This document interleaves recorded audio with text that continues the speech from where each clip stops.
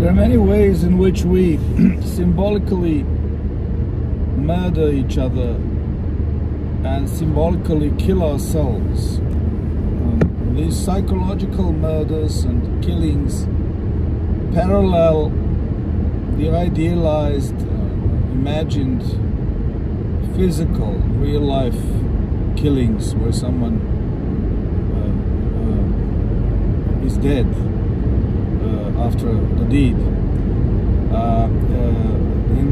They parallel those physical killings by depriving us of the fundamental goods in our lives that represent the sustenance of life itself, such as time and health and peace and the ability to think and feel and reflect.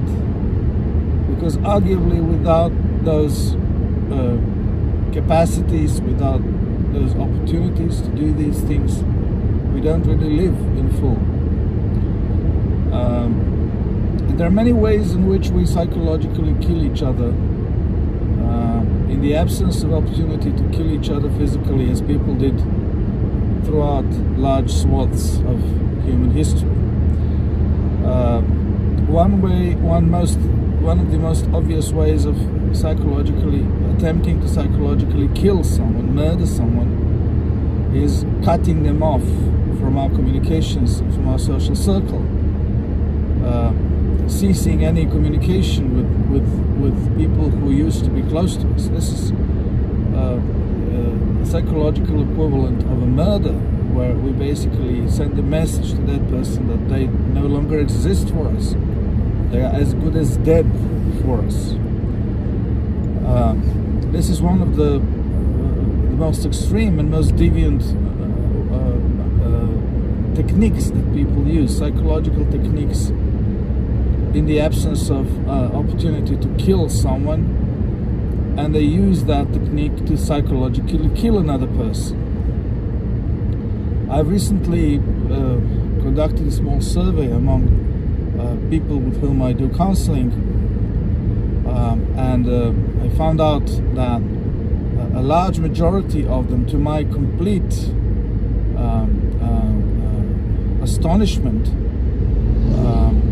had cut off communications with their parents. They had attempted to psychologically murder their parents. And in most cases, when I asked them why they did that, the reason was not that their parents had abused them, beaten them, sexually assaulted them, or whatever other crime can happen in such circumstances, but that they merely were nagging their children. They were as the children, now the grown-ups of 40-year-olds describe it, they were toxic, they were narcissists, they weren't there for them in all situations where ideally a person should be there for their children.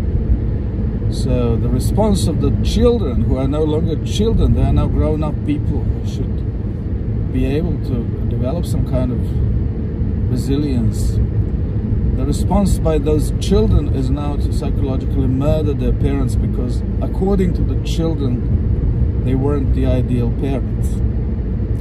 So this shows the complete crisis of morality that we live within in our modern society, and that is largely accepted by psychotherapists and social leaders and others who set social norms.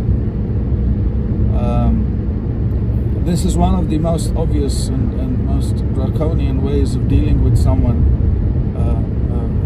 cutting them off even though you were close with them, and sending them a message that they are dead for you, which means psychologically killing them, sending them a message that you want to kill them psychologically, that you would rather if they didn't exist. Other ways of jeopardizing the very sustenance and substance of life is taking away people's time. Time is our most precious resource. It is the resource that we can never augment and replenish. So taking away someone's time is an assault on one's life in as direct a way as would be depriving someone of food or sleep or water. And yet many dictatorial regimes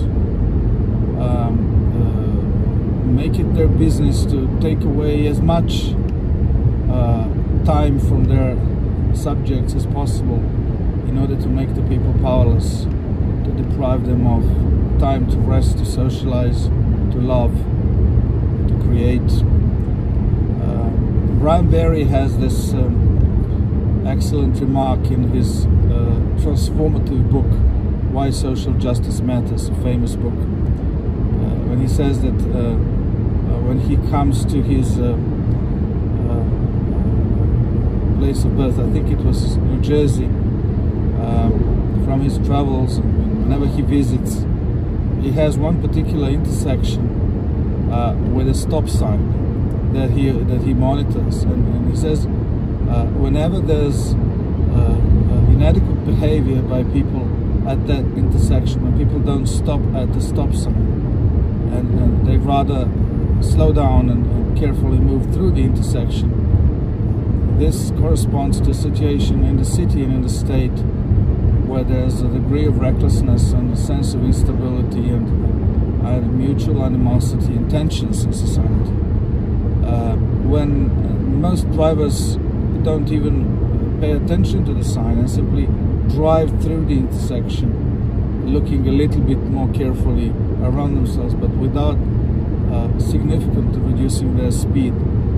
This corresponds to periods in the life of the community when there are a lot of conflicts, racial,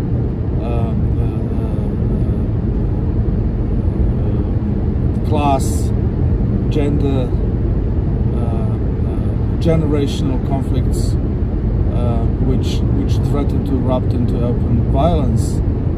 And in those brief periods when people actually do stop, most drivers do stop at the stop sign at that particular intersection. Barry observed that the state and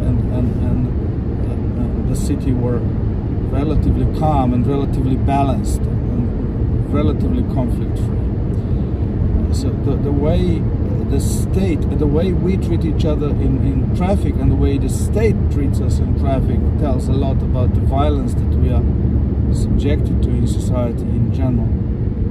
States which use the rules of traffic to impose on the privacy of the citizens, which excessively use cameras, speed monitors, various sensors, heavy-handed police presence on the roads, search and stop operations, send a signal that their manner of approaching their citizens is violence, or at least latent violence, and this threat of violence, which is implicit in all our relationships with such a state, causes trauma, causes stress, and reduce the quality of our lives and take away our time, because we're constantly on the watch as to what might happen to us, whether a camera will catch us doing some kind of minor traffic infraction, or a police officer will pull us over and take away an amount of our time, causing us unpleasantness with no reason.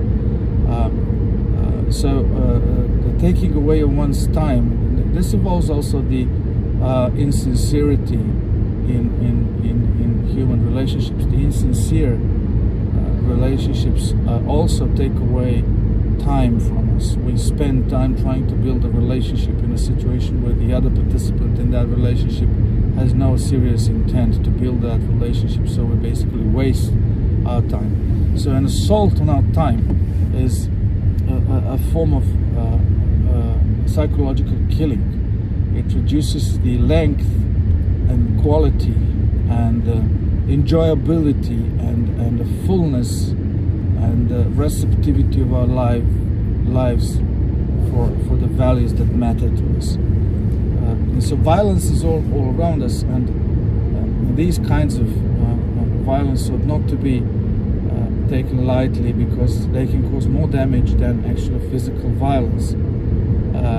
With physical violence, when you go out and protest something and then the police attacks you and they beat you up and they imprison you and whatever they might do to you, these wounds typically heal, and you emerge with a new experience, and you emerge more resilient, at least in some cases.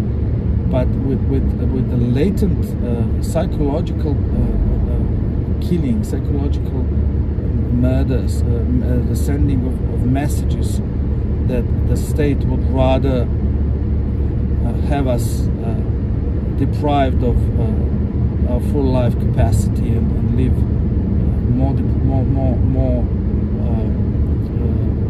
redundant and less authentic lives, because we don't have the time to contemplate and reflect and think on our lives, or the interpersonal situations where someone cuts us off from communication and sends us the message that they would like us to be dead, or at least that they don't care whether we are alive or dead, which is very close.